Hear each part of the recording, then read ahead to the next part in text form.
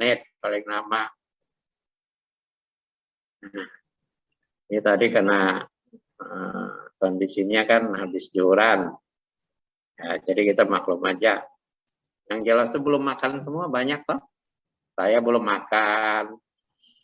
Arisa, Rizky, udah makan belum? Udah makan Anda belum? Sudah, Pak. Sudah, ukur. Apa dimakan? Bukan makan jagung kan? Jelas makan nasi toh. Ya. Alia Resida, Nana, kelihatan muka Anda aja. Ya, makanya tolonglah anunya diangkat dikit kamera, yang lain juga tuh, dan kepalanya aja. Ceweknya, cowoknya hampir anu ya. Andreas, dengar Andreas? Dengar, Pak. Nah, dengar semua kan? Oke, dia belum lagi ya. Nah, saya kemarin bicara tentang di awal-awal termasuk sumber hukum. Sumber hukum tata negara itu apa? Tunggu, ada sumber hukum umum, nah, atau istilah sumber hukum yang material, yang formil, ya. Sumber hukum tata negara itu apa aja? Terutama yang berhubungan dengan ketatanegaraan. Kalau undang-undang, instrumen hukum, nah itu bisa aja kan, yang berkaitan dengan negara apa, misalnya pemilu, ya banyak lagi toh. Nah, saya tidak membawa buku banyak di sini. Yang saya bawa, yang pegang itu belajar hati itu kuncinya kan. Anda harus tahu tuh. Sudah punya undang-undang dasar semua? Kalau belum punya, saya suruh perlihatkan di sini. Ya. Ini saya modalnya pegang satu undang-undang dasar 45 kita pun, ya, baik yang sebelum dan sesudah, ya. Nah, ini seperti ini gelap ya. Gimana terang itu?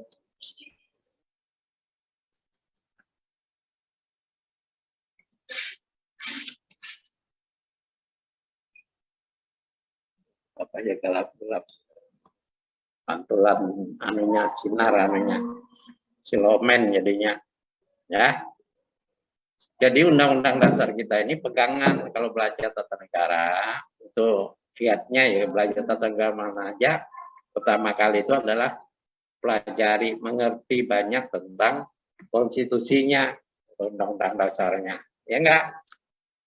Isi dari konstitusi ini garis besarnya kan sudah saya sebutkan. Apa aja kemarin garis besar dari sebuah undang-undang dasar? Nurul Hikmah, masih ingat? Apa? Boleh diulang, Pak, tadi nggak kedengaran. Isi dasar pokok yang mengatur di dalam undang-undang dasar ini apa? 4 bagian aja. Kalau pasal-pasalnya jangan, itu kan kita hanya 37 pasal aja, 2 aturan peralihan, 2 aturan tambahan, ya tuh isi anunya pasal ayat. Tapi kalau garis besar isinya itu ngatur apa? Siapa yang tahu kemarin? Mencatat nggak ada? Saya khawatirnya makanya tuh kebanyakan dengar, tapi nggak menanggapi, nggak jelas, Anda nggak bertanya, itu salah siapa? Sekarang saya tanya, yang diatur di dalam undang-undang dasar, termasuk undang-undang dasar kita 45 nih, apa garis besarnya? Siapa yang tahu? Ini yang semua yang hadir sini, sekitar 50-an orang. Tentang sistem pemerintahan negara, Pak. Apa? Sistem pemerintahan negara. Sistem pemerintahan negara itu apa? Misalnya, konkretnya. Nah, salah. Kemarin makanya dicatat baik-baik semua ya. Saya tanya dulu, siapa yang dapat jawab? Garis besar konstitusi mana aja tiap negara mengatur 4 hal itu. Anda jangan lihat pasal-pasalnya ribuan, ratusan pasal kayak India tuh terpanjang di dunia tuh. Di sininya hampir 400-an pasal. Garis besarnya di dalam konstitusi itu bisa kita tarik 4 hal aja. Izin menjawab, Pak. Ya. Halo, Pak. Atau saya pacul, saya lepas karena saya sendiri di sini di ruangan ini sebelum ujian. Yang diatur di dalam Undang-Undang Dasar itu ada 4 hal aja. Dicatat nggak kemarin? Makanya Undang-Undang Dasar itu kunci pokok mempelajari tata negara suatu negara. Kalau kita mempelajari tata negara kita itu Undang-Undang Dasar kita pahami, dibaca banyak, dimengerti. Apa itu? 4 hal itu? Siapa yang dapat? Izin menjawab, Pak. Ya. Identitas negara, hal yang menyangkut lembaga-lembaga negara, hubungan antar lembaga negara, fungsi, tugas, hak, dan kewenangan, menyangkut hubungan antara negara dengan warga negara, menyangkut dengan konsepsi atau cita negara dalam berbagai bidang, baik dalam pendidikan, kesejahteraan, ekonomi, sosial, dan pertahanan, serta mengenai perubahan-perubahan Undang-Undang Dasar dan ketentuan peralihan. Kepanjangan, ya juga kena aja, tapi kepanjangan Anda ngurai.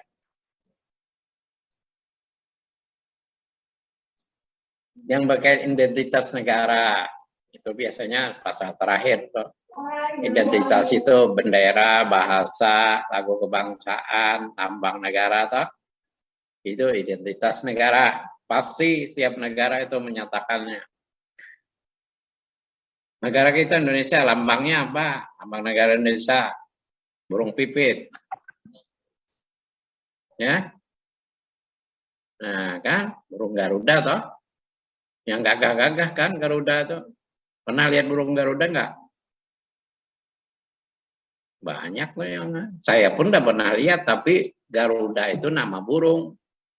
Burung yang adanya katanya di Kalimantan. Ya. Tapi punah apa enggak enggak tahu. Tapi burungnya tuh kayak burung elang tuh. Elang, ya jenis elang juga. Perkasa. Nah, diambillah jadi lambang negara kita. Lagu kebangsaan Indonesia Raya, tahu kan sejarahnya siapa yang cipta? Ya. Nah, lagu kebangsaan, bendera kenapa merah putih?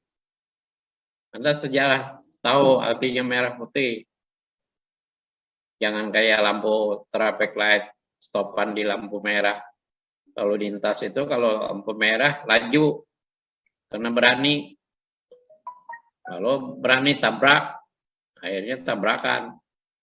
Itu salah kaprah. Merah artinya berani. Kalau di jalan raya, lihat lampu stop. Di simpang 4, lampu stopan, akhirnya melihat lampu merah, ngebut. Itu banyak tuh. Ada juga yang nggak ngerti. Bukan karena bendera ya. Nah, jadi soal identitas negara, soal statement negara. Di pasal 1 itu statement negara. Kedaulatan di tangan apa?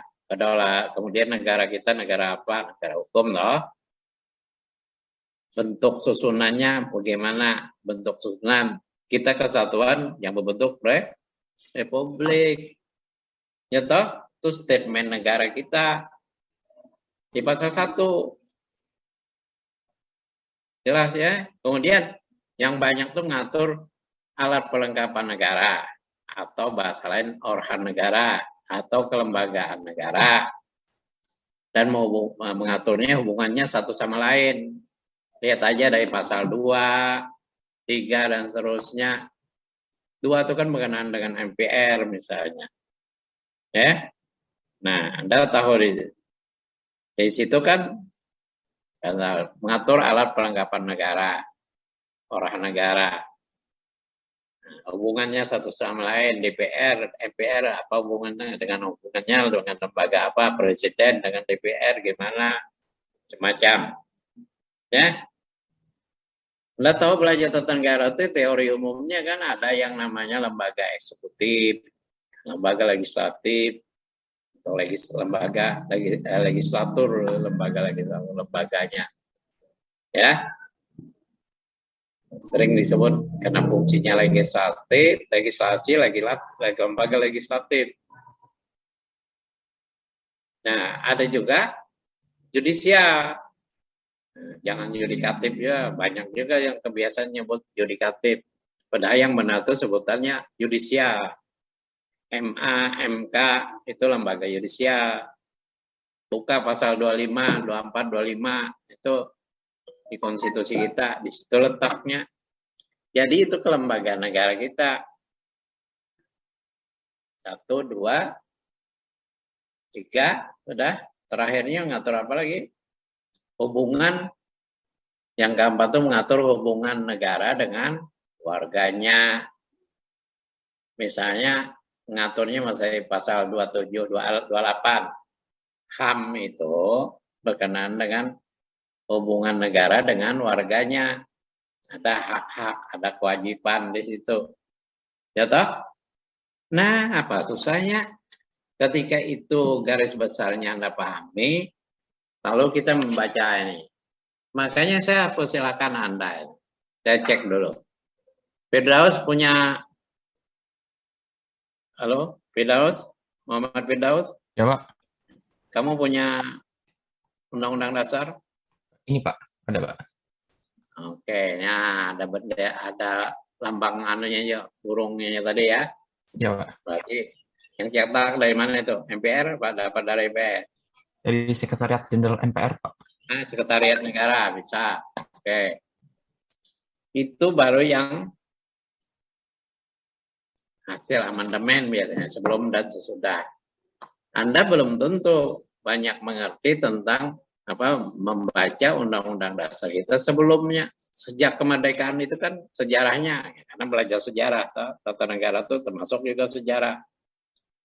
Ya, Undang-Undang Dasar itu gonta-ganti toh. Kita awal kemerdekaan punya Undang-Undang Dasar yang tidak ada perubahan sedikit pun. Soekarno presiden kita pertama menyebutnya Undang-Undang Dasar Kilat. Ya dah? Nah, itu pertama. Lama berlaku itu. Ya. Lalu tahun 49 kita beralih bentuk negara menjadi federasi, maka muncullah namanya Konstitusi RIS tahun 49. Gitu kan? Nah, tahun 50 setahun kemudian kembali lagi kita ke kesatuan. Tapi bentuknya sistemnya parlementer. Muncullah yang namanya sistem Undang-Undang Dasar sementara tahun 50. Setahun aja UDS itu kalau Anda lihat itu menjiplak aja. Kayak copy paste dari Konstitusi RIS. Tidak banyak perbedaan. Sistemnya aja yang berbeda. Ya. Sistem pemerintahan. Parlementer, presidensial dengan parlementer. Lalu dengan dekret 5 Juli, dekret presiden 5 Juli 59, udah kenal nggak dekret itu? Udah baca nggak? Apa isinya? Hah? Kalian semua tuh baca nanti cari literatur. Isi dekret 5 Juli 59. Pertama, kedua, ketiga. 3 hal aja. Ini garis besar saya tidak semua sebutkan kalau Anda tidak cari. Salah satunya adalah memberlakukan kembali Undang-Undang Dasar yang Soekarno tadi sikilat. Dikembalikan tanpa perubahan sedikit pun. Lama berlaku kita zaman Orde Baru terutama. Ya. 32 tahun Orde Baru berkuasa tidak pernah berubah itu. Amandemen tidak benar dibenarkan oleh Orde Baru. Kenapa? Karena pemerintah itu dalam tanda petik mereka ngakal juga. Kalau dirubah Undang-Undang Dasar itu di amandemen, maka pemerintahnya akan terganggu. Presidennya bisa diganti. Siapa presiden Orde Baru dulu yang lama bertahan? Terus, Presiden Soeharto, Pak. nah, Soeharto itu berapa periode? Kalau 5 tahun, berapa periode? Beliau 6 kali 5, 30 aja. Dia berkuasa 32 tahun. Kalau tidak dilengsarkan, diundurkan, dituntut mundur oleh rakyat, maka tidak akan mundur. Ya enggak?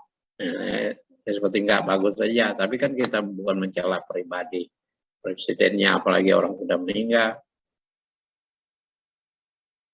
Nah, jabatannya yang lengket itu loh. Bahkan kemarin ada yang menganukan politik presiden seumur hidup toh. Waktu Soekarno berkuasa udah lama, itu presiden seumur hidup. Ya enggak? MPR yang bikin gawe. Pernah lah dengar? Pohon Hikam itu kada tapi baca buku. Ya. Nah, makanya itu.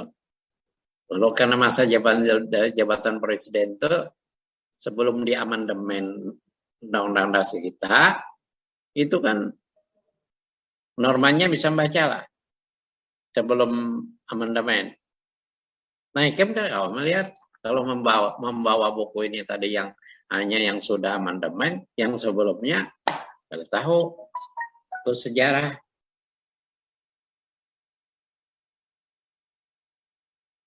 Sebelumnya normanya tinggi toh.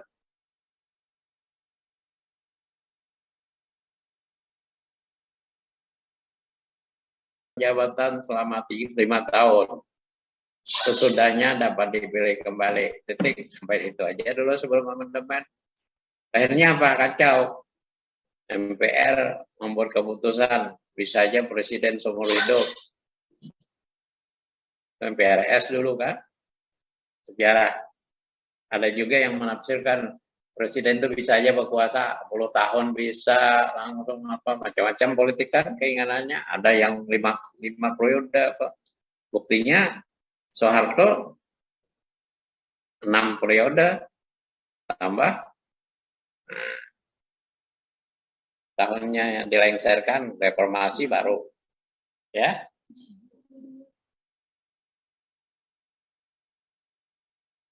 Jadi itu ya. Jadi apa?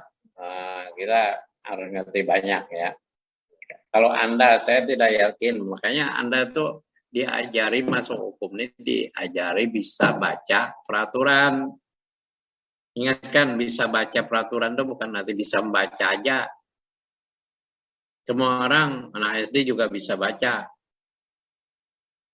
Nah, kalau baca norma itu punya teori, ngerti banyak rahasia oleh hisnya. Oh, pasal ini kenapa bunyinya kayak itu, interpretasinya gimana.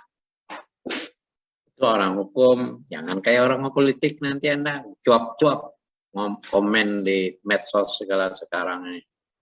Orang politik yang nggak karuan. Hari ini bicara A, besok jadi Z. Ya, karena nggak ada kepastian. Kepilihannya, kemauannya, kelompoknya macam-macam.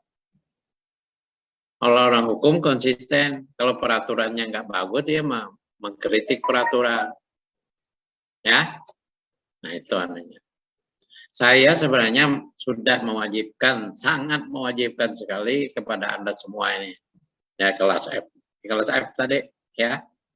Nah, untuk jangan disimpan di file. Jangan, nanti kalau kamu nyesal, karena kamu nggak, ternyata di file kamu tuh nggak pernah kamu buka. Ada Pak? Di mana tanya di file? Filenya di mana? Di HP. Bullshit. Cuma buka mainan, game macam-macam. Ya. Saya menyarankan, menganjurkan, mewajibkan di print out. Anda bikin catatan situ. Anda tidak mengerti banyak itu. Atau Anda buka buku yang kayak gini tadi, dalam bentuk buku ya. Meskipun kecil kah, terserah aja. Yang penting lengkap undang-undang dasar. Baca, kamu bisa. Buku saya ini udah biasa, saya coret-coret di sini. Punya saya juga. Ya. Ya, berhubungan dengan teori, saya beri stressing, coret-coret segala. Kamu baca dari pasal 1 sampai 37 itu belum tentu. Bukan belum tentu, tidak banyak mengerti pasti. Ya enggak? Andreas, kamu yang tidak ngerti apa? Andreas Saputra. Dari Undang-Undang Dasar ini pernah baca nggak? Kamu punya nggak? Punya, Pak. Nah, itu GBHN itu kan pakai lagi tuh. Ya, Pak. GBHN. Kenapa? Ini yang kamu punya. Ini dan atasnya ya, Pak. Tapi ada amandemen di bawahnya. Nah, itu apa? Bacanya perubahan. Iya, Pak.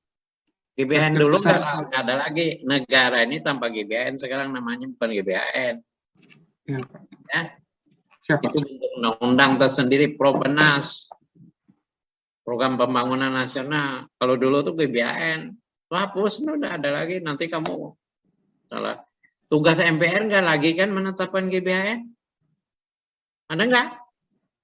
Nggak ada. Kamu jangan ketinggalan. Anda belajar hukum tuh nggak boleh. Usang. Kamu nanti ketawain orang. Ngatain peraturan ini. Ternyata peraturan zaman bahula. Ya. Zaman jadul kamu kutip. Undang-undangnya sudah diganti, dia berlaku lagi. Kamu nggak tahu. Yang salah siapa? Kamu toh. Makanya kalau cari undang-undang dasar itu yang up to date. Saya bilang tadi kalau perlu kalian dalam rangka belajar hati itu undang-undang dasar yang murni sebelum sebelum amandemen, belum diapa-apain. Sampai ada konstitusi RIS tahun 49, kamu baca juga. Apa sih sungguhnya? Pernah lihat konstitusi RIS? Pasti enggak, Andreas. Enggak kan? Iya, Pak. Iya, karena kamu enggak pernah menyelusuri buku. UUDS juga sama. Ya kan? Yang kamu lihat cuma undang-undang dasar sekarang. Apalagi undang-undang dasar yang cetakan anak SD aja itu pegangnya. Kamu udah mahasiswa, bukannya kelas anak pelajar yang rendahan itu. Kamu nanti mencerna, membaca ini, makanya saya tantang kalian itu loh. Bacai, mengerti banyak undang-undang dasar. Kalau nggak ngerti, kita diskusi. Mungkin pertanyaan Anda cuma bisa dijawab teman yang dapat. Gak usah saya. Kalau saya betulkan nanti. Kalau salahnya. Makanya setiap kali masuk saya untuk ATN silakan diskusi. Ya, sekarang pun diskusi. Tapi begitu ditanya, mau tanya? Belum. Sudah baca? Belum. Kapan? Ujian? Seminggu lagi ujian misalnya? Belum. Kapan bacanya?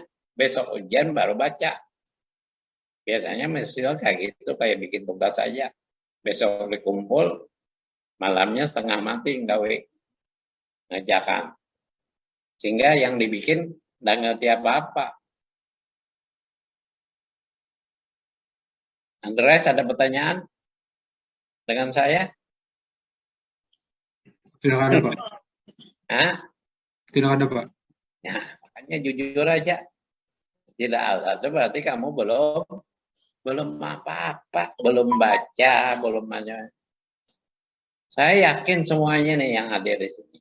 Ya, kalau Anda menyimpan banyak pertanyaan, berarti Anda banyak baca. Saya sudah kan, miliki undang-undang dasar dulu, belum lagi literatur yang lain, tak? Miliki, pelajari, mengerti, ngerti enggak? Makin Anda banyak belajar, Anda menyimpan pertanyaan, toh? Kalau orang respon dengan apa yang dia baca. Sehingga kan dia menyimpan pertanyaan. Nanti didiskusikan dengan orang lain. Gitu toh? Ini file nama-anunya apa nih yang muncul Elis ini ngan file apa ini? Hah? Ngaran ini kamu lah. Ngaran Bu Elis ini di S2 nih. Jadi mereka bingung. Ini nama apa namanya? Icon nggak apa namanya? Hah? Nama email Pak. Nama email. Makanya mahasiswa tuh biasanya nama asli tuh. Saya suruh nama asli. Nggak boleh nama samaran. Supaya di absen itu sesuai. Saya ngecek misalnya Firdaus, Muhammad Firdaus, memang namanya Muhammad Firdaus kan. Nur Hafijah yang itu. Nah ini hampir mulai sudah lagi online ini 4 maur di sini. Mengajar. Kalau dia kita jam 12. Nah, tidak ada apa-apa. Nggak makan nggak dulu? Aku ingin balum juga nih. Belum makan kan ya? Belum makan. Ini mengajari bebuannya nih Bang dulu. Nah. Aku ini belum makan ini kada tahunya Pak. Ya. Sambil makan kan? Saya kada makan, kamu kada makan, saya kada tahu juga. Kada apa-apa. Jangan loyo kan? Ya kalau Firdaus. Iya, Pak. Nah, itu jangan mentang-mentang pada makan lalu loyo, kada bersemangat, kayak orang ngantuk macam-macam. Kalau Anda belum makan, perut lapar tidak mungkin ngantuk. So, kalau ngantuk bisa mengantukkan. Kalau orang yang normal tuh kalau dia belum makan apa perutnya kosong, lapar, terus susah tidur toh. Ya Andres. Nah. Sekarang siapa yang mau? Saya sambil diskusi aja. Undang-undang dasar itu kan 37 pasal aja isinya. Dikembangkan dengan amandemen. Andini, Saudin, dan Nabila.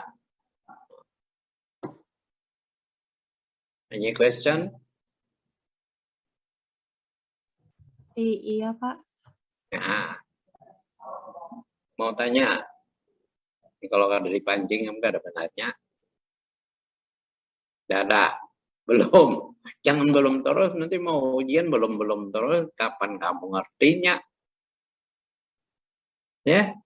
Makanya setiap kali saya maksud, siapkan pertanyaan. Anda tidak mengertinya di mana? Ini seluruh undang-undang dasarnya silakan baca. Saya bilang. Kamu ngerti nggak? Banyak nggak ngerti di sini. Ya. Banyak nggak ngerti kamu. Yang lainnya gitu juga. Supaya ngerti gimana? Kamu baca dulu. Ya. Orang belajar kan gitu. Nggak mungkin langsung ngerti. Ya. Isinya kan ya karena ini bentuk undang-undang ya, peraturan juga namanya undang-undang dasar kan. Normanya tertinggi. Ya peraturan kita yang tertinggi itu ya undang-undang dasar. Jadi kalau dirubah satu pasal aja undang-undang dasar ini maka akan berdampak pada peraturan yang lain di bawahnya. Karena kan diajar itu. Belajar hukum, belajar undang-undangan, ada asas, lex superior, drohat legi, dan priori. Yang di bawah, yang di atas tidak boleh disimbangi oleh yang di bawah lebih rendah. Atau yang lebih rendah tidak boleh bertentangan. Gitu kan? Udah aja. Permisi Pak, izin bertanya. Pertanyaan Nur Hafijah. Menurut salah satu buku yang saya jadikan referensi yaitu Kajian Filsafat atas Undang-Undang 1945 pasca amandemen. Salah satunya menuliskan bahwa secara objektif terdapat beragam pandangan kemanusiaan yang muncul dalam berbagai konsep kerakyatan, kependudukan, kewarganegaraan, dan kemasyarakatan. Pak, singkat aja. Nanti bingung juga kalau ajuan nih kan bertanya karena poinnya nggak jelas. Oh, ulang nggak Pak? Poin pertanyaannya apa? Yang baca tuh kamu baca tuh kalimat di apa yang kamu mau maksud? Berdasarkan kalimat tersebut kan, berdasarkan kalimat yang tadi kan artinya manusia dalam memandang definisi kewarganegaraan, definisi Pancasila, memandang itu dengan pandangan yang berbeda-beda, dengan pandangan dan pola pikir masing-masing sebagai seorang manusia. Apakah cara kita memandang yang berbeda-beda itu akan mempengaruhi rasa kewarganegaraan kita sebagai suatu bangsa, Pak? Ini tata negara. ketatanegaraan itu memang berhubungan dengan kewarganegaraan juga. Ya, kalau Anda pantas di mata kuliah kewarganegaraan ini itu lebih cocok pertanyaan Anda. Kalau tata negara, ya terhubung juga sih. Ya. Nah, jadi jangan bertanya itu seperti orang politis ya. Orang komen ya, sepertinya enggak jelas, tapi sebenarnya enggak jelas itu andanya, enggak jelas apanya. Ya. Kalau tata negara itu apa misalnya berkenaan dengan kalau yang berhubungan dengan kewarganegaraan ya banyak ya. Hubungan negara dengan warganya itu soal kewarganegaraan. Dalam arti pendidikannya, kewarganegaraannya. Ada hak, ada kewajiban. Lihat aja pasal 22 mulai 26 kewarganegaraan itu sampai 27, 28, 29, 30, 31, 32, 33, 34 itu berhubungan dengan keluarganya. 3 level kalau 35, 36 itu identitas negara tadi, daerah, bahasa, lagu, kebangsaan. Ya, kalian tuh harus hafal letaknya aja dulu, nggak usah isinya. Baru nanti mengerti. Kalau mau sistematis mencermati Undang-Undang Dasar itu, saya sering dulu menyebutnya istilah berwisata berwisata dengan konstitusi. Ya, berwisata konstitusi kita. Ya, bukan berwisata baramiannya. Ya. Dari pasal 1 kalian jalan. Satu atau apa bunyinya? Pasal 1 itu ada 3 ayat sekarang. Pertama, kedaulatan, bicara tentang statement negara kan tadi kan? Kedaulatan di tangan siapa? Rakyat. Itu teorinya demokrasi. Kalian harus bisa. Baru 1 pasal itu banyak teori demokrasi terbawa pasal 1. Ayat 1. Pasal 2, bentuk negara. Ya, susunan pemerintahan, Republik Serikat. Republik atau monarki awalnya kan. Teorinya banyak, kamu ngerti banyak di situ. Ya. Pasal 3-nya apa? Statement Indonesia adalah negara hukum. Ya. Kalau aku menjelaskan, ikan itu bukan Undang-Undang Dasar, bujur kan aja kok. Karena dia yang nggak mendustai. Nah, kalau kamu nggak ada jelas, baru tanya. Nah, statement negara hukum kita itu kan di pasal 1 ayat 3, Indonesia adalah negara hukum. Itu aja. Sudah Kak Prof? Belum jawab lagi kita. Anak mengajar nih anunya. Mengajar Kak? Iya, nak habis tomat dia lagi. Keadaan dia orang lain. Nah, ya. Ini aku di ruangan orang ujian, 4 mahal di sini. Ada yang kedua sudah ada. Ada di sini. Mungkin kedua sekarang ada. Adanya Pak. Ini sudah mulai aku yang salah mama kayak ruangan orang jadi enak.